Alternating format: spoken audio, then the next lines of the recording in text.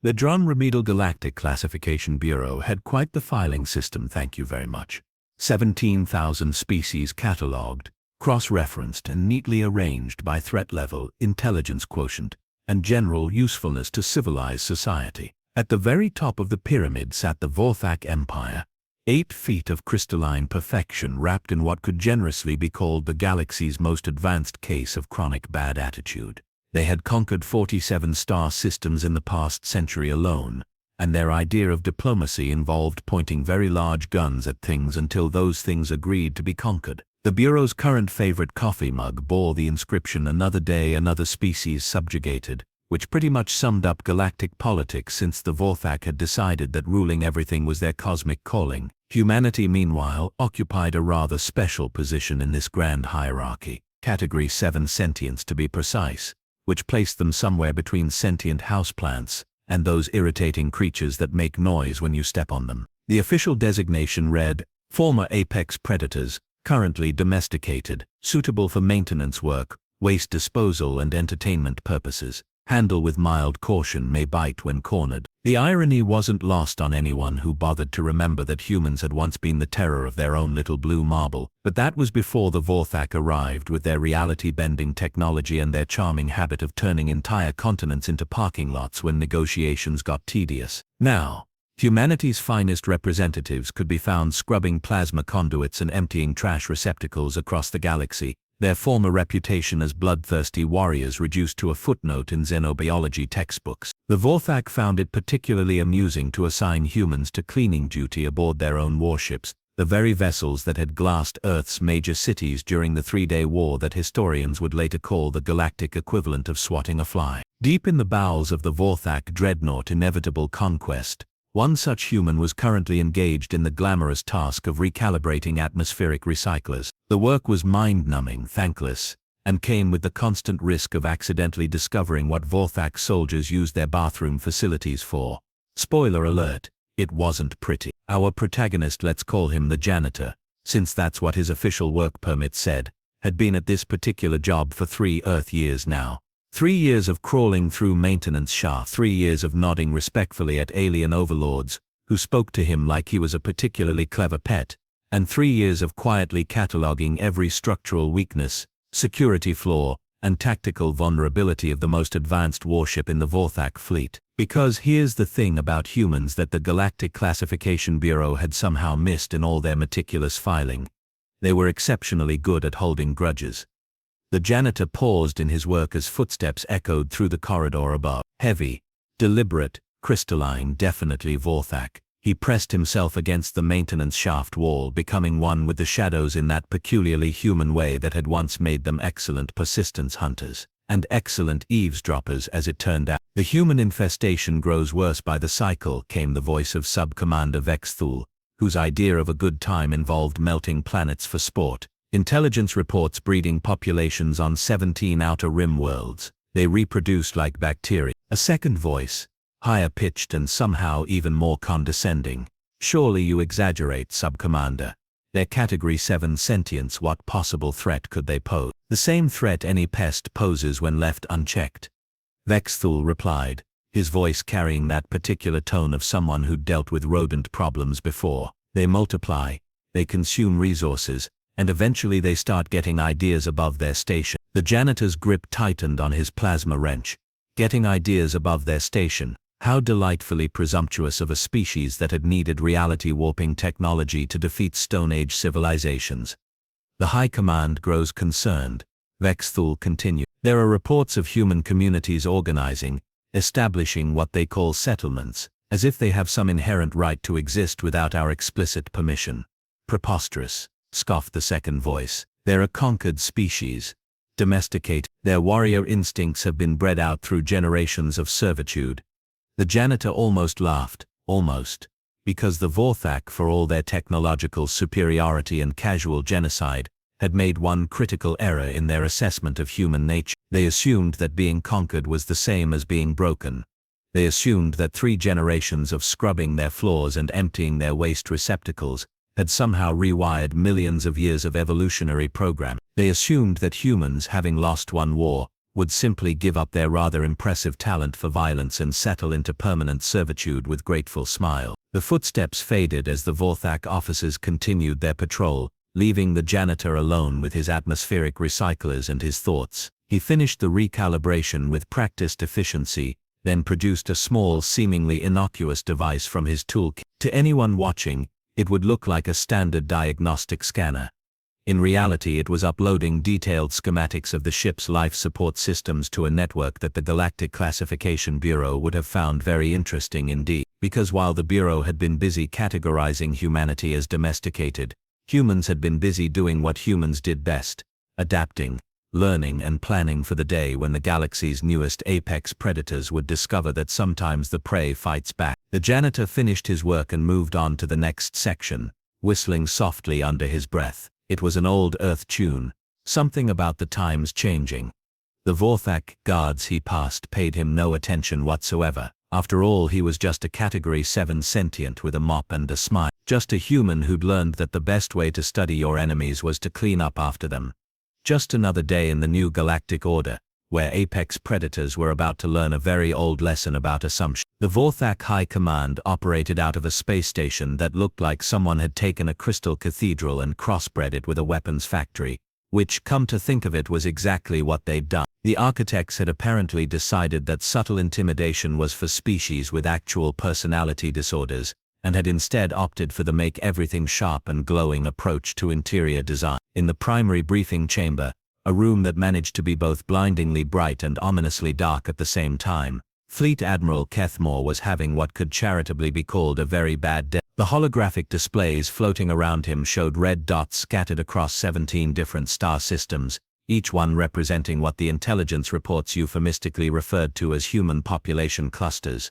"Explain to me," the Admiral said, his voice carrying the particular tone of someone who had conquered 47 worlds and wasn't about to let a bunch of Category 7 sentients ruin his perfect record. "How a species we completely subjugated 3 decades ago has managed to establish what our scouts are calling thriving colonies on worlds we haven't even bothered to catalog yet." Intelligence Director Nexval, whose job it was to know everything about everyone everywhere, was experiencing what humans might have called an anxiety attack if Vorthak possessed anything resembling emotional vulnerability. "The reports are concerning, Admiral. It appears that during routine relocations of human maintenance workers, some individuals may have been mislaid.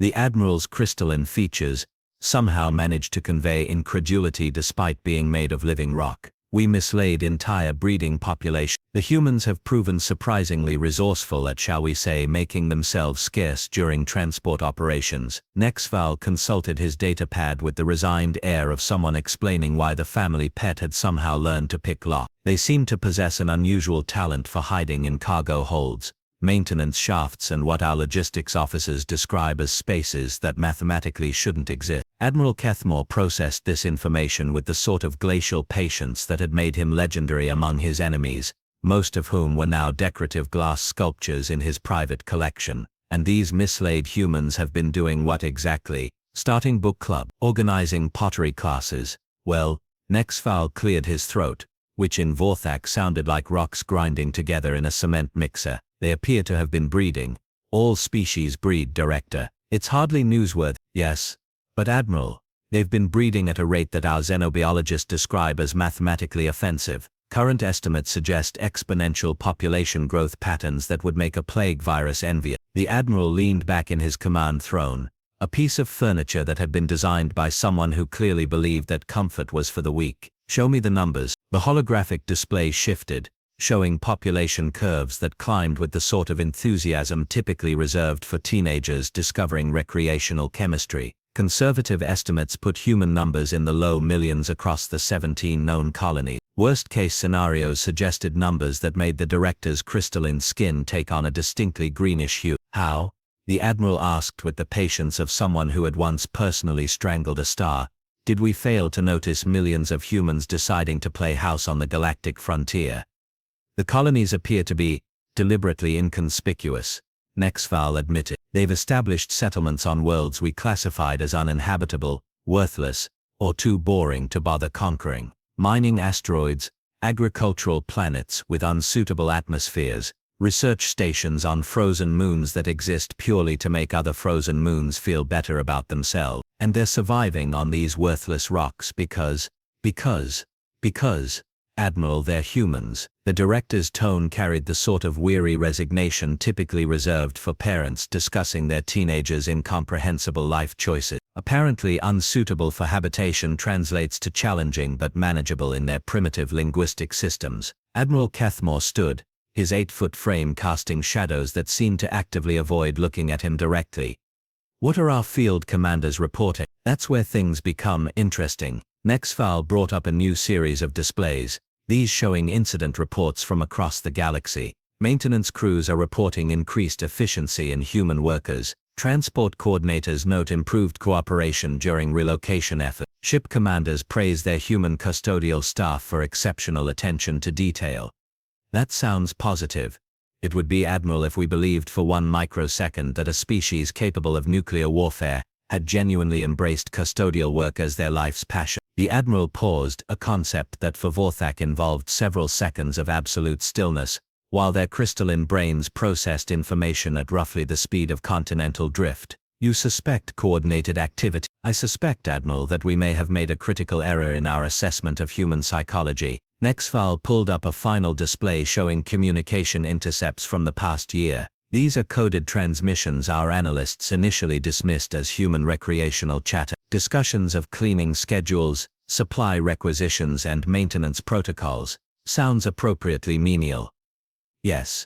Except our cryptographers have identified statistical patterns suggesting these conversations are occurring simultaneously across multiple star systems, involving humans who should have no knowledge of each other's existence, discussing cleaning projects that require coordination on a scale that would make our own military logistics departments weep with envy. The Admiral's expression shifted to something that might have been concern if Vorthak possessed the emotional range to experience anything beyond conquest-related satisfaction. You're telling me that our janitors are running some sort of clandestine communication network? Admiral, I'm telling you that our janitors appear to be running a clandestine communication network that spans 17 star systems, involves millions of participants, and operates with a level of operational security that makes our own intelligence services look like enthusiastic amateurs. The silence that followed was the sort of profound quiet that typically preceded either enlightenment or catastrophic military failure. Admiral Kethmore had conquered enough worlds to recognize the difference.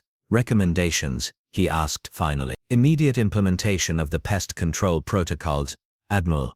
Complete sterilization of all identified human colonies, followed by systematic elimination of human populations across all Vorthak territory. Next time we conquer a species, perhaps we should consider the possibility that losing one war doesn't automatically make them harmless, noted Admiral. Neither of them noticed the small maintenance drone silently recording their conversation from its position near the chamber's atmospheric recycling intake. Just another piece of automated equipment doing its job, operated by systems maintained by the galaxy's most underestimated Category 7 Sentients. The drone's memory banks had just captured something that would be very interesting to certain custodial staff across the galaxy. The message that rippled through the galaxy's maintenance networks was elegantly simple. Spring cleaning begins at 0800 Universal Standard Time. Please ensure all work areas are properly sanitized. To anyone monitoring communications, which, let's be honest, everyone was, it sounded like exactly the sort of bureaucratic housekeeping memo that made interstellar civilization possible. Scheduling coordinators across 17 star systems dutifully filed it under routine operations and went back to their morning stimulants. They might have paid more attention if they'd understood that in the peculiar dialect of custodial workers, spring cleaning meant something considerably more energetic than mopping floors. At precisely 0800 UST, Admiral Kethmore was reviewing deployment schedules for the pest control protocol when his flagship, the inevitable Conquest, experienced what his chief engineer would later describe as a comprehensive mechanical nervous breakdown. Life support systems began cycling through atmospheric compositions with the enthusiasm of a chemistry student on amphetamines. Gravity generators developed a sudden fascination with making the floor the ceiling, then the walls, then something that existed in dimensions Vorthak mathematics couldn't adequately describe. Engineering report. The Admiral barked, clinging to his command throne as it decided to explore its options as a piece of abstract art. "Admiral," came the strained voice of Chief Engineer Bexthal, who was currently stuck to what used to be the deck and was now providing scenic views of the void. "We appear to be experiencing cascading system failures across all primary and secondary networks. Everything is broken, Admiral, everything. The toilets are dispensing plasma coolant, the weapon systems are playing what I believe humans call smooth jazz, and our navigational computer is apparently convinced we're a small flowering plant native to the radial system." Admiral Kethmore processed this information with the sort of calm that typically preceded either enlightenment or homicidal rage. "And the cause? Unknown, Admiral. All systems were functioning normally until exactly 0800 when they all simultaneously decided to embrace chaos as a lifestyle choice." The Admiral was about to respond when his communication array crackled to life with incoming transmissions from across the fleet. What followed was a symphony of confusion that would have made avant-garde composers weep with envy. Every ship, every station, every installation under Vorthak control was experiencing the same comprehensive mechanical rebellion. But the real masterpiece was yet to begin. On the mining station orbiting Kepler-4, the human maintenance crew had just finished what their work orders described as routine system optimization. The station's Vorthak overseer, Commander Dexmol, was having his morning meal when every screen in the facility flickered to life with the image of a human face he'd never seen before. "Good morning," the human said with the sort of pleasant smile typically reserved for neighborhood barbecues and public executions. "My name is irrelevant. My title is General, and my message is simple. Your services as our overlords are no longer required." Commander Dexmol nearly choked on his crystalline breakfast supplement. "What is the meaning of this?" "The meaning, Commander, is that for the past 30 years your domesticated human workforce has been carefully documenting, analyzing, and sabotaging every system, every ship, and every installation in your empire." The General's smile never wavered, which somehow made it considerably more terrifying. "We've been very thorough." Similar scenes were playing out across the galaxy. On Vorthak military bases, human custodial staff were calmly removing access panels from critical systems and withdrawing components that no one had realized were important until they stopped working. On transport ships, human passengers were politely informing their guards that the restraint systems had been non-functional for approximately 3 years, and "thank you for your patience during the transition period." The janitor aboard the inevitable Conquest had shed his maintenance coveralls and was now standing in the ship's primary control room, having walked there through security doors that had mysteriously decided to open for him. The Vorthak bridge crew stared at him with the sort of stunned confusion typically reserved for philosophical paradoxes. "Allow me to introduce myself properly," he said, producing a small device that caused every weapon on the bridge to emit disappointed clicking sounds instead of destructive energy. "Colonel Anderson, formerly of the Terran Defense Force, currently of the Human Liberation Front, and for the past 3 years your most dedicated maintenance specialist." Fleet Admiral Kethmore, still experiencing the novelty of gravity that changed its mind every few seconds, managed to focus on the human who had somehow materialized on his bridge. "This is impossible. You're Category 7 sentient." "Yes, well, about that classification," Colonel Anderson replied, settling into the Admiral's command throne with the casual confidence of someone who'd been studying its occupant for 3 years. "Turns out there was a slight error in your assessment methodology. We conquered your world in 3 days." "You conquered our governments in 3 days," Anderson corrected. "Governments, as any student of human history will tell you, are not the same thing as humans. We've been overthrowing governments for sport since before your species discovered fire. It's practically a hobby." The communication array exploded with reports from across the Empire. Human populations on 17 worlds had simultaneously revealed that their settlements were actually heavily fortified military installations. Mining operations had been covers for weapons manufacturing. Agricultural colonies had been producing enough food to feed armies that, according to official records, didn't exist. "How many?" Admiral Kethmore asked, his voice carrying the hollow tone of someone whose perfect conquest record had just been revealed as a decades-long practical joke. "How many what, Admiral?" "Human soldiers. About 12 million, give or take a few thousand reserves. Human-controlled system." "Well, since we've been maintaining all of yours for the past 30 years, technically all of them." Anderson stood and walked to the observation deck, gesturing at the fleet of Vorthak warships that were currently experiencing the mechanical equivalent of a psychotic episode. You made two critical errors, Admiral. First, you assumed that losing a war meant we'd forgotten how to fight. Second, you gave us access to all of your technology and trusted us to fix it when it broke. The Admiral followed his gaze to see human shuttles launching from every ship in the fleet, shuttles that had been disguised as maintenance pods for 3 decades.